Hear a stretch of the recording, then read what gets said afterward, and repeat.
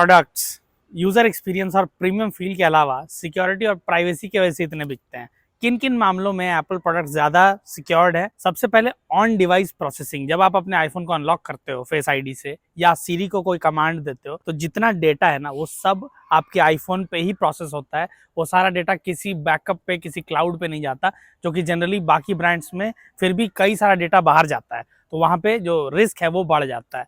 दूसरा, end to end encryption. FaceTime हो या आई मैसेजेस हो आईफोन में, इनमें जो भी डेटा होता है वो एंड टू एंड इंक्रिप्टेड होता है। मतलब जो सेंडर है और जो रिसीवर है इन्हीं के लिए एक्सेसिबल रहता है ये सारा data. And third is app trekking transparency, ATT। ये एक फीचर एप्पल ने इंट्रोड्यूस किया था जिसमें कोई भी थर्ड पार्टी ऐप जब आप डाउनलोड करते हो अपने आईफोन पर तो आपको एक ऑप्शन मिलता है कि आप चाहो तो ऐप को परमिशन नहीं दो आपको ट्रैक करने के लिए।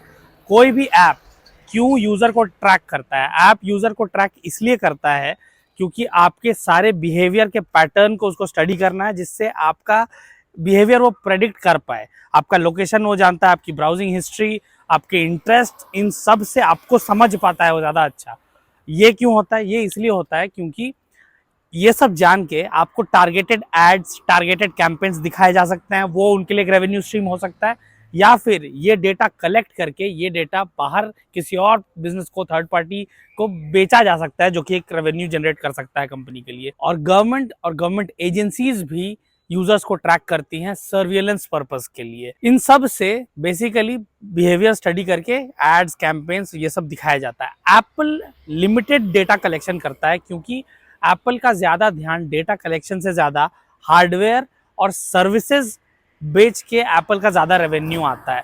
एप्पल के जितने भी यूजर्स हैं ना, दुनिया के जितने इन्फ्लुएंशियल लोग हैं, मैक्सिमम सबसे ज्यादा एप्पल के प्रोडक्ट्स और आईफोन से यूज करते हैं।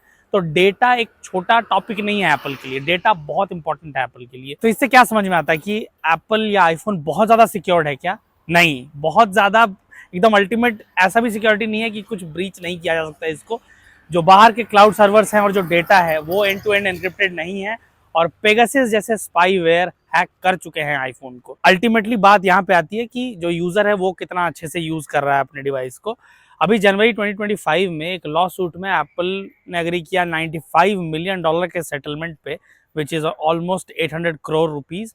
कि एप्पल पे एलिगेशन था कि एप्पल का जो वॉइस असिस्टेंट है सीरी, वो बिना परमिशन के एक्टिवेट हो जा रहा था और लोगों के प्राइवेट कॉन्वर्सेशंस गैदर करके वो थर्ड पार्टी को सेंड कर रहा था, जिसके वजह से ये लॉ सूट में एप्पल को $95 मिलियन पे करना पड़ेगा। दूसरा, अभी यूके गवर्नमेंट ने एप्पल को बोला है कि तुम्हारे पास जो डेटा बैंक है उसमें एक बैकडोर क्रिएट करो, जिसको एप्पल ने बोला है कि नहीं, ये हम नहीं कर सकते क्योंकि डेटा हमारे लिए बहुत इंपॉर्टेंट है। यूके गवर्नमेंट का कहना है कि हमें यूजर का जो डेटा है उसको एक्सेस करना है, उसमें बहुत कुछ हमें सर्विलेंस पर्पज के लिए देखना है।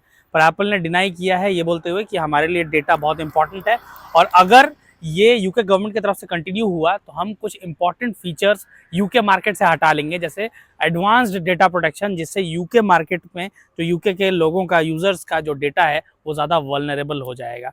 आफ्टर ऑल वो भी एप्पल है, वो बहुत छोटी सी कंपनी तो है नहीं। एप्पल के पास कई सारे इंस्टेंसेस हुए हैं जहाँ पे एप्पल के पास कैश रिजर्व, एक कंपनी का cash reserve, US government, USA, United states of America की गवर्नमेंट से ज्यादा कैश रिजर्व्स एप्पल के पास रहे हैं।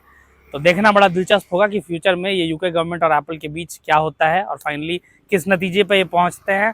और डेटा प्राइवेसी अभी बहुत ध्यान में रखने की जरूरत है। What do you think about it? Do let me know in the comments. ऐसे और वीडियोस के लिए फॉलो कर लो, सब्सक्राइब कर लो। मैं मिलता हूं दोस्तों आपसे अगले वीडियो में। Thank you so much for watching.